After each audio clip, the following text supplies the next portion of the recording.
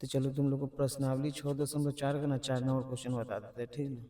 3 तक कल बता दिए थे, 4 का आज अभी देख लो पहले, ठीक ना। अब कराएगी यदि दो समरूप त्रिभुज का क्षेत्रफल बराबर है तो सिद्ध करिए कि त्रिभुज सर्वांश में, ठीक ना। कराएगी दो समरूप त्रिभुज है। पहला बात है कि दोनों त्रिभुज समरूप है। अब समरूप है तो उसका संगत कोण बराबर होगा, संगत भुजा समानुपाती होगा, ये हो गया। अब कराएगी उसका क्षेत्रफल भी बराबर है। तो हमको वो सिद्ध करना है कि त्रिभुज सर्वांश में। तो पहले तुमको ना दो त्रिभुज बना सकते हो, ठीक ना।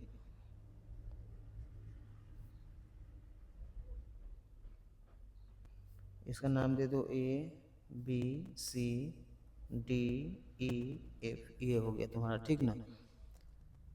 अब तुमको लिखना पड़ेगा यहाँ पे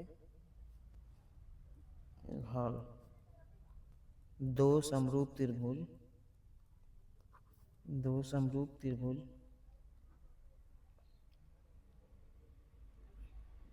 जिसमें, अब दोनों क्षेत्रफल बराबर है तो क्षेत्रफल को एरिया लिखते हैं, तो लिखेंगे ए आर त्रिभुज ए बी सी बराबर ए आर त्रिभुज डी ई एफ। तो सिद्ध करना है कि त्रिभुज ए बी सी सर्वांग समत्रिभुज डी ई एफ, ये हम लोग को सिद्ध कर देना, ठीक है। अब इसमें तुमको करना क्या है सिद्ध, अब हम लोग सीधा चलेंगे परमान में। अब परमान में त्रिभुज जब समरूप है तो लिखेंगे त्रिभुज ए बी सी समरूप त्रिभुज डी ई एफ। अब समरूप त्रिभुज है तो उसका संगत भुजा बराबर होगा, तो हम लोग को तो मालूम है, तो ए के बराबर डी, बी के बराबर ई, सी के बराबर एफ, तो यहाँ लिख भी लेंगे, ठीक ना। इसीलिए कोण ए बराबर कोण डी, कोण बी बराबर कोण ई तथा कोण सी बराबर कोण एफ, ये तुम्हारा हो गया। और साथ में इसका संगत भुजा समानुपाती होगा तो वो भी तुमको लिखना होगा कि तथा ए बी बटा में हो जाएगा डी ई बराबर बी सी बटा में हो जाएगा तुम्हारा ई एफ बराबर ए सी बटा में हो जाएगा तुम्हारा डी एफ। इतना तो तुम लोगों को पता हो गया, क्योंकि त्रिभुज समरूप है तो ये कंडीशन अपने आप अवे करेगा, ठीक ना। उसके बाद इतना तो हम लोग को मालूम हो गया, लिखेंगे उसके बाद साथ ही, मतलब और क्या है, तो करा कि दोनों त्रिभुज का क्षेत्रफल बराबर है, तो लिखेंगे साथ ही त्रिभुज ए बी सी का क्षेत्रफल बराबर त्रिभुज डी ई एफ का क्षेत्रफल, ये हो गया। अब हमको क्या करना है कि इसको अनुपात में बांट देना है, ठीक। अब अनुपात में होगा से कैसे होगा से देखो। अब ए आर भी लिख सकता है या ये हिंदी भी लिख सकते हो, तुम्हारा जो मन है वो लिख सकते हो। तो तुम ए आर लिख के चलोगे ना तो थोड़ा शॉर्ट फॉर्म में हो जाएगा, तो ए आर त्रिभुज ए बी सी फिर ए आर त्रिभुज डी ई एफ, मतलब जो यहाँ है ना उसको नीचे ले आए, तो नीचे ले आए तो जब कुछ नहीं बचेगा तो कितना होगा, एक होगा। अब तुमको देखो क्या करना है कि अब त्रिभुज का क्षेत्रफल जो होता है ना, हम लोग इससे पहले को समरूप त्रिभुज का क्षेत्रफल सिद्ध किए थे कि ए बी स्क्वायर बटा में डी का स्क्वायर, वो जो उसका संगत भुजा का वर्ग हो जाता है, तो उसी प्रमेय को इसको हटा देना है, इसके जगह पर लिखना है ए बी का स्क्वायर बटा में डी का स्क्वायर बी सी का स्क्वायर बटा में ई एफ का स्क्वायर बराबर ए सी का स्क्वायर बटा में डी एफ का स्क्वायर बराबर में क्या होगा, एक। अब कहने का मतलब ये है कि ये जो है ना एक के बराबर, ये भी एक के बराबर, ये भी सब मतलब एक के बराबर है, तो लिखना पड़ेगा या ए बी स्क्वायर बटा डी स्क्वायर बराबर एक। इसको भी सेम कर सकते हो, तो ए वो करेंगे तो उसे हम लोग को ये सब पता चल जाएगा। अब तुम लिख सकते हो ए बी स्क्वायर बराबर डी ई, जो है ना इससे जाके मिल जाएगा तो हो जाएगा तुम्हारा डी ई का स्क्वायर। अब स्क्वायर से स्क्वायर हट जाएगा तो बचेगा ए बी बराबर हो जाएगा डी ई। मतलब तुम्हारा जो देखेंगे कि जो ए बी है वही डी ई है। अगर बी सी और ई एफ में चलेंगे तो जो बी सी होगा वही ई एफ होगा। फिर ए सी और डी एफ में चलेंगे तो जो मेरा ए सी होगा वही डी एफ होगा, मतलब सब हम लोग का बराबर हो जाएगा, ठीक ना, इस तरीक़ा से। तो हम लोग को यहाँ पे लिखना पड़ेगा या ए बी बराबर डी ई, ठीक। उसके बाद लिखेंगे बी सी बराबर ई एफ। इसी नियम से जब ना हम लोग को इसको पता चल रहा है, ठीक ना। और तुम चाहोगे तो ए बी या डी का स्क्वायर है तो एक हो गया, फिर इससे भी चल सबको बराबर अपना अपना कर सकते हो, ठीक ना। हाँ, उससे कोई दिक्कत नहीं है, तुम यही इसी जगह पे लिख सकते हो, ठीक ना। हाँ, तो यहाँ पे भी अगर तुमको लिखना है सपोर्टेड, मान लो इस सब को तुमको सिद्ध करना है जानवा, तो तुम लिख सकते हो ना, तो इतना भी ठीक है, ठीक ना। अब तुम यहाँ कॉमा दे सकते हो, उसके जगह पर लिख सकते हो तुम बी सी का स्क्वायर बराबर ई एफ का स्क्वायर, कॉमा दे के फिर लिख सकते हो तुम ए सी का स्क्वायर बराबर डी एफ का स्क्वायर, ठीक ना, ऐसे लिख सकते हो। और यहाँ तुम कॉमा दे के लिख सकते हो कि बी सी का स्क्वायर बटा में ई एफ का स्क्वायर बराबर में एक, फिर कॉमा दे सकते हो ए सी का स्क्वायर डी एफ का स्क्वायर बराबर एक, ये भी लिख सकते हो। और नहीं लिखने का मन है तो चलेगा, यहाँ से जैसे कि ई लाइन तुमको छोड़ने का मन है तो ये चलेगा, ये छोड़ देना है। इस लाइन के बाद ना सीधे इसके बाद तुमको ए पर भी आ सकते हो ऐसे, ठीक ना। तो ये भी ठीक है, वो भी ठीक है, पूरा भी ठीक है, समझे ना। तो तुमको अगर इस लाइन को कट करना है तो कट कर सकते हो, ये लाइन के बाद सीधे तुमको यहाँ उतर जाना है आना, तो ये भी सही है, ठीक ना। हमको दिखाने के लिए ना सब में एक एक लगा दिए हैं, ठीक ना। अब इस तरीक़ा से तुम्हारा ए बी बराबर डी हो गया, तो तुम्हारा बी सी बराबर हो जाएगा ई एफ, ए सी बराबर हो जाएगा डी एफ। किस नियम से, तो एक वाला जो क्षेत्रफल के जब इसे बैठा दिया, एक हो गया, सबको एक से लेके चलेंगे तो सब बराबर हो गया। अब हम लोग को जो पूरा सब भुजा जो है हम लोग को बराबर आ गया, ठीक ना। उसके बाद लिखेंगे ए सी बराबर हो जाएगा डी एफ। अब देखेंगे सारा भुजा हम लोग का बराबर हो गया हुआ है, तो लिखेंगे इसीलिए त्रिभुज ए बी सी सर्वांग समत्रिभुज डी ई एफ, ठीक ना। यही तुम्हारा हो गया प्रूफ, हमको जो सर्वांगसम करना था वो हो गया, ठीक ना। तो तुमको इसमें करना है कि लाइन अगर हटाने का मन है हटा देना ना, तो सेम टू सेम तुम बना लेना जैसे तुम्हारा मन हो, ठीक ना। ये जो लाइन है ना ये 2 बार भी लिखा गया है, ये लाइन के बाद अगर ये ना लिखोगे ना फिर भी चलेगा, ठीक ना। ये लाइन को अगर तुम छोड़ सकते हो ये वाला या ये दोनों में से, दोनों एक जैसे लिखा गया था वो इसमें से छोड़ सकते हो, या और मतलब अच्छी हो जाएगा, ठीक ना। बाकी तुमको समझ में हमको पूरा लग रहा है कि आ गया, ठीक ना। तो तुम इस तरीक़ा से आगे बना लेना। अब तुमको 5 नंबर हम बता देते हैं, तो चलो 5 नंबर अब तुम लोग देख लो, ठीक ना। अब 5 नंबर को करा कि ए बी सी एक त्रिभुज है जिसके भुजाओं पर ए बी बी सी और सी ए है, उसका मध्य बिंदु डी ई एफ दे रहा है, ठीक। तो त्रिभुज डी ई एफ समरूप त्रिभुज ए बी सी का क्षेत्रफल हमको करना है। तो तुमको क्या करना है से देख लो, पहले तुमको एगो त्रिभुज बनाना पड़ेगा, ये तुम लोग का त्रिभुज हो गया, ठीक। अब इसमें तुमको करना क्या है कि मध्य बिंदु एगो यहाँ मान लो हो गया, एगो मध्य बिंदु इसका यहाँ हो गया, इसका यहाँ हो गया। अब ऐसे तुमको ऐसे मिलाना है, यहाँ से यहाँ मिलाना पड़ेगा और यहाँ से यहाँ मिलाना पड़ेगा, ऐसे तुमको मिला लेना है। इसको ए नाम दे दो, इसको बी दे दो, इसको सी दे दो। अब यहाँ कर है कि ए बी का ना तुम्हारा ए बी का डी है तो यहाँ डी लिखना होगा। अब बी सी का ई है तो तुमको ई लिखना पड़ेगा, और सी ए मतलब ए सी का तुम्हारा एफ है तो यहाँ एफ लिखना पड़ेगा, ऐसे तुमको सब लिख लेना है, ठीक ना। अब देखो फिगर बन गया तुमको। अब तुमको कह रहा है कि नया त्रिभुज का क्षेत्रफल ऊपर डालना होगा, पुराना वाला का नीचे था, नया हो जाएगा, पुराना हो जाएगा ए बी सी, नया होगा डी एफ, डाल के तुमको आंसर लाना है, ठीक ना, अनुपात में। अब इसमें तुम क्या करो कि हल लिखो, लिखेंगे हम लोग यहाँ त्रिभुज ए बी सी में भुजा जो है ना, भुजा ए बी का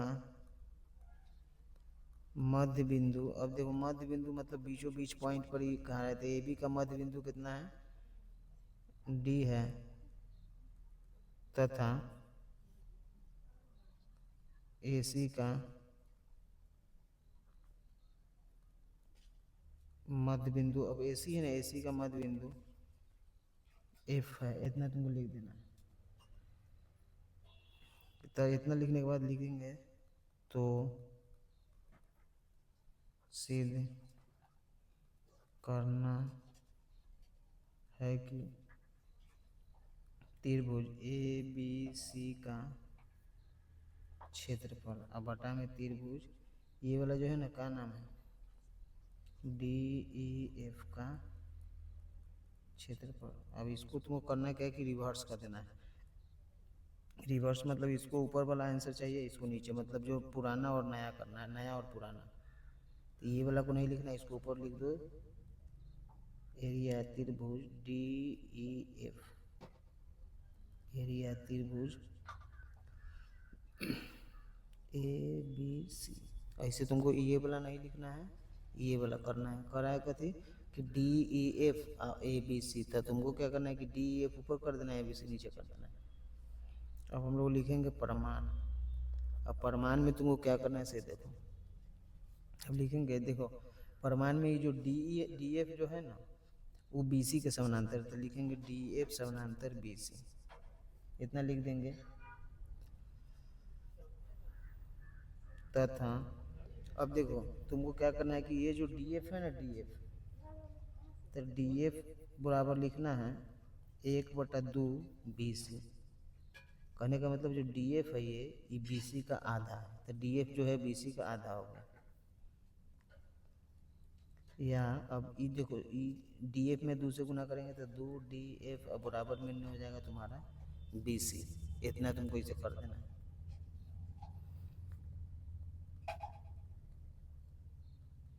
इसी प्रकार तुमको क्या करना है कि ये हो गया तुम्हारा इसका समानांतर, अब तुमको लेना पड़ेगा ये वाला को इसके समानांतर, ठीक ना।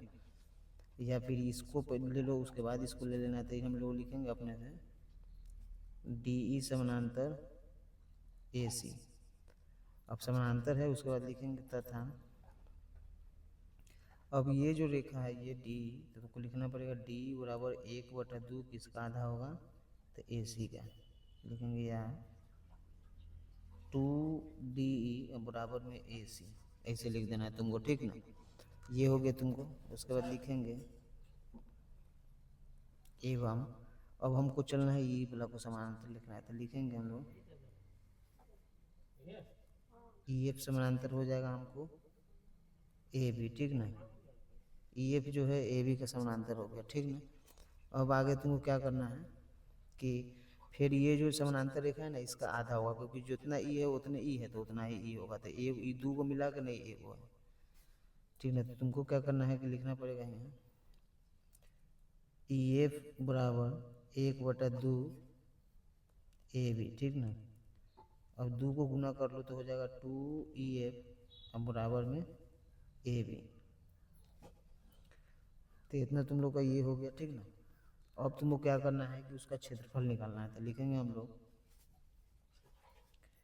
चूंकि त्रिभुज ABC समरूप त्रिभुज DEF, अब दोनों त्रिभुज हम लोग का समरूप है, इसीलिए अब कह रहा है कि छोटा वाला को पहले लिखना है, तो छोटा वाला का क्षेत्रफल हो जाएगा त्रिभुज DEF का क्षेत्रफल n हो जाएगा त्रिभुज ABC का क्षेत्रफल। अब क्षेत्रफल होता है तो उसका संगत भुजा का वर्ग होता है, तो संगत भुजा हम लोग को अब देखना है। अब इसमें से ना तुमको कोई उठा लेना है, ये संगत संगत दिया हुआ है, जैसे एगो तुम ये ले सकते हो, ये ले सकते हो, ये सब वही चीज़ है, ठीक ना। तुमको क्या करना है कि इसमें से किसी को भी ले सकते हो, तुम इसको लोगे वही चीज़, इसको लोगे वही, इसको सब तुम्हारा वही चीज़ है, तो तुम ले लो ये वाला ले लो, ठीक ना। लिखेंगे BC का स्क्वायर हो जाएगा, बटा में क्या हो जाएगा, वही तुम्हारा हो जाएगा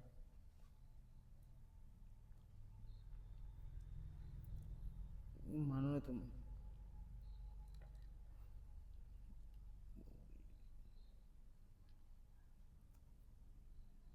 अब चलो देखो तुमको क्या कर रहा है कि मतलब देखो ई जो है ना ये दोनों संगत भुजा है, तो संगत है तो ई वाला क्षेत्र भुजा का हो जाएगा तुम्हारा DE का स्क्वायर, ठीक ना।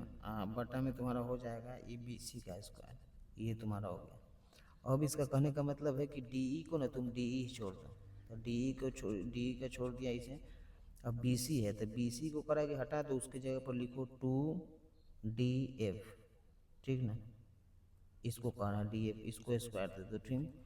अब तुम DF को DF से काट दो तो बचेगा 1/2 का स्क्वायर, मतलब 1 में कितना 4, तो हो जाएगा 1:4। ये तुम्हारा आंसर हो गया। अगर तुम ए भुजा से चलोगे फिर भी 1/4 आएगा, ये भुजा से चलोगे फिर भी 1/4 आएगा, किसी से चलोगे तो वही होगा, ठीक ना। तो जैसे कि तुमको जांच करना है कि ये भुजा नहीं लिखना है, तब तुमको बता रहे हैं कि जैसे अब इसको लेके आओगे, ठीक ना। अब इसमें ई भुजा हो गया DEF का, तो DEF का भुजा हो जाएगा DE, तो डी का स्क्वायर देना होगा। उसके बाद दूसरा हो जाएगा तुम्हारा ए सी, तो ए सी का स्क्वायर देना होगा। अब तुम डी के हटा दो, यहाँ से डी को रहने दो क्योंकि डी अब ए सी हट जाएगा, ए सी की जगह पर क्या आ जाएगा, तो 2DE, इसको स्क्वायर कर दो। अब डी से डी कट गया तो हो जाएगा 1/2, तो हो जाएगा 1:2 × 4, तो फिर भी उतना ही आंसर आएगा। इसको लेंगे फिर भी उतना ही आंसर आएगा, ठीक ना। तो इसको थोड़ा अधिक कर हटा देना है ठीक से, और लिख देना इसमें से जो तुमको ठीक लगे उसको बैठा देना है इसे, ठीक ना। तो ये तुम्हारा हो गया इम्पोर्टेंट क्वेश्चन है, ठीक ना। इसको आराम आराम से, तुमको कोई भारी नहीं, खाली दिमाग में बैठ जाएगा आराम से, ठीक ना। चलो आगे हम बता देते हैं। तो तुम लोग अब 6 नंबर में जल्दी जल्दी आ जाओ, ठीक ना। अब कहा कि 2 समरूप त्रिभुज है, फिर तुम 2 त्रिभुज पहले बना लो, ठीक ना। मान लो कि एक त्रिभुज ये हो गया, एक त्रिभुज ये हो गया। अब कह रहा है कि समरूप त्रिभुज का जो क्षेत्रफल है उसका संगत मध्यिका, तो मध्यिका मतलब वो तुमको ऐसे बीचे बीच लंब खींचना पड़ेगा। तो इसका नाम दे दो ABCD। डी नहीं दोगे तो इसका लिख लो DEF, ये हो गया। इसको तुम M लिख दो, इसको तुम N लिख दो, ऐसे हो गया। अब कह रहा है कि 2 समरूप त्रिभुज है, तो तुमको लिखना पड़ेगा हल त्रिभुज ABC समरूप त्रिभुज DEF, ये हो गया, जिनकी मध्यिकाएं AM तथा DN है। मतलब इसका ABC का मध्यिका AM हो गया, इसका इतना लिख देना था, ठीक ना। तो सिद्ध करना है कि एरिया त्रिभुज ABC बटा में एरिया त्रिभुज DEF, और कह रहा है कि मध्यिका का स्क्वायर कर देना। तो लिखेंगे हम लोग AM का स्क्वायर, N हो जाएगा तुम्हारा DN का स्क्वायर, इतना तुमको लिखना है। अब हम लोग लिखेंगे परमाणु। अब परमाणु में तुमको क्या करना है इसे देखो। अब लिखेंगे हम लोग, चूंकि त्रिभुज ABC समरूप त्रिभुज DEF, अब समरूप हो गया तो उसका संगत भुजा समानुपाती होता है। संगत भुजा लिखेंगे AB बटा में DE बराबर BC बटा में EF बराबर AC बटा में DF, और उसके बाद इसका संगत कोण भी बराबर होगा। तो कोई कोण A बराबर कोण D, कोण B बराबर कोण E, कोण C बराबर कोण F, इतना तुम ले लेना, ठीक ना। अब लिखेंगे जब ऐसा हो गया तो ये त्रिभुज, अब ये त्रिभुज क्या हो गया तुम्हारा, समरूप हो गया। तो इसलिए लिखेंगे त्रिभुज AMB समरूप त्रिभुज DNE। अब समरूप त्रिभुज है तो इसका संगत भुजा समानुपाती होगा, तो संगत भुजा के हम लोग लिखेंगे इसके संगत में ना, मान लो कि एगो मध्यिका लेना पड़ेगा। तो हम लोग लिखेंगे AB बटा में हो जाएगा हम लोग को DE बराबर में हम लोग लिखेंगे AM बटा में हो जाएगा DN, इतना हो गया, ठीक ना। अब तुमको पता है कि त्रिभुज का जो क्षेत्रफल का अनुपात है संगत भुजा के वर्ग के अनुपात होता है। तो उसके बाद लिखना पड़ेगा अतः त्रिभुज ABC का क्षेत्रफल बटा में त्रिभुज DEF का क्षेत्रफल, ये हो गया। और जो क्षेत्रफल है किसका, तो संगत भुजा के वर्ग। तो संगत भुजा हम लोग लिखेंगे एगो AB का स्क्वायर और दूसरा लिखेंगे DE के स्क्वायर, ये हो गया। अब कह रहा है कि हमको ना तुमको मध्यिका के अनुपात में लाना है, तो इस संगत भुजा के हटा के इसको जगह पर क्या लिखेंगे हम लोग, एगो AM का स्क्वायर, एगो DN का स्क्वायर। तो कह रहा है कि सिद्ध कीजिए कि 2 समरूप त्रिभुज के क्षेत्रफल का संगत मध्यिकाओं के अनुपात के। तो देखो तुम्हारा क्षेत्रफल हो गया, उसका संगत मध्यिका ये हो गया, ठीक ना। यही तुमको प्रूफ करना था, इसको बना लोगे बस हो गया, कोई मतलब भारी नहीं है, ठीक ना। हाँ अब तुमको 6 के बाद 7 नंबर में ले चलते हैं। तो चलो तुम लोग को 7 नंबर बता देते हैं, ठीक ना, लास्ट है। करा है कि एक वर्ग है, तो तुमको पहले ना एगो वर्ग बना लेना होगा। नहीं करा है कि सिद्ध कीजिए कि एक वर्ग के किसी भुजा पर, तो तुमको पहले एगो ऐसे ये वर्ग बना लेना है, ठीक। ये तुम लोग का वर्ग हो गया। और वर्ग कह रहा है कि किसी भुजा पर एक समबाहु त्रिभुज बनाना है। तो मान लो कि भुजा पर ना तुम लोग को ऐसे एगो समबाहु त्रिभुज बन गया। समबाहु मतलब जितना कोई उतने कोई उतने कोई, तो समबाहु त्रिभुज बन गया। अब कह रहा है कि क्षेत्रफल जो समबाहु त्रिभुज है इसका क्षेत्रफल उसी वर्ग के विकर्ण पर, अभी वर्ग के वो विकर्ण तुम वैसे खींचना होगा, विकर्ण के पर बनाए गए एक समबाहु। अब कह रहा है कि इसके बराबर में एगो त्रिभुज बनाना होगा। तो मान लो कि एगो ई यहाँ हो गया, एगो तुम्हारा ई हो गया, ई समबाहु त्रिभुज हो गया, ठीक ना। क्या क्षेत्रफल का आधा होता है, मतलब ये क्षेत्रफल ना ई वाला पूरा क्षेत्रफल का आधा होता है। तो नाम तुमको देना पड़ेगा। तो मान लो यहाँ ए दे दो, यहाँ बी, यहाँ सी, यहाँ डी, ऐसे दे दिया। अब तुमको क्या करना होगा कि यहाँ तुमको ई दे देना होगा, यहाँ एक तुम अलग भी नाम दे सकते हो तुम अपना मन से, ठीक ना, जो मन देना हो। अब ई क्षेत्रफल निकालना है, ई क्षेत्रफल उसको अनुपात में करके तुमको निकालना है। तो पहले जो नाम है ना ये सब लिखना पड़ेगा, ठीक ना। लिखेंगे हम हल में लिखेंगे एक वर्ग ए बी सी डी की भुजा बीसी पर, ये बीसी है ना, वही बीसी पर बनाया गया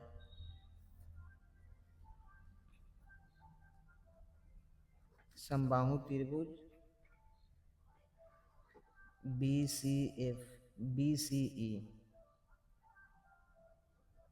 है, ठीक ना। ये हम लोग जो समबाहु त्रिभुज बनाए बी सी ए है, तथा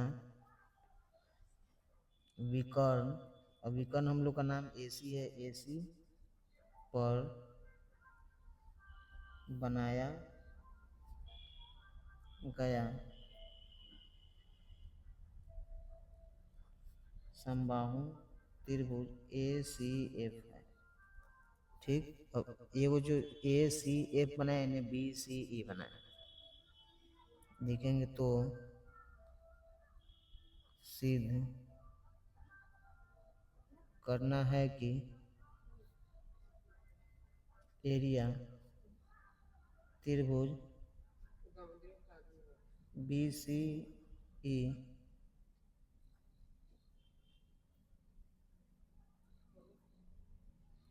त्रिभुज ए सी एफ। तो इतना लिख लेना। उसके बाद लिखना है तुमको परमाण, तुमको तो पता ही है। अब परमाण में हम लोग करने ये जो वर्ग है, तो लिखेंगे ए बी सी डी एक वर्ग है। अब जब इसका वर्ग है तो सब भुजा बराबर होगा, तो तुमको सब भुजा को बराबर करना है, तो लिखना पड़ेगा। इसीलिए ए बी बराबर बी सी बराबर, ए बी बराबर बी सी बराबर सी डी, बराबर में हो जाएगा। तुम ए डी लिखो या डी लिखो, ठीक ना, वही बात। उसके बाद लिखेंगे तथा विकर्ण ए सी बराबर हो जाएगा √2 बी सी, ठीक ना। कोई भुजा का विकर्ण होता है √2 गुना भुजा होता है ना, तो √2 दे दिया, भुजा का जगह पर नहीं वाला बी सी दे देना, क्योंकि हमको ये त्रिभुज का अनुपात निकालना है, तो काटने के लिए नहीं चलते ये वाला देना पड़ेगा यहाँ बी सी। ए डी भी दे सकते हो, सी डी भी दे सकते हो, लेकिन बी सी का जरूरत है तो बी सी देना है।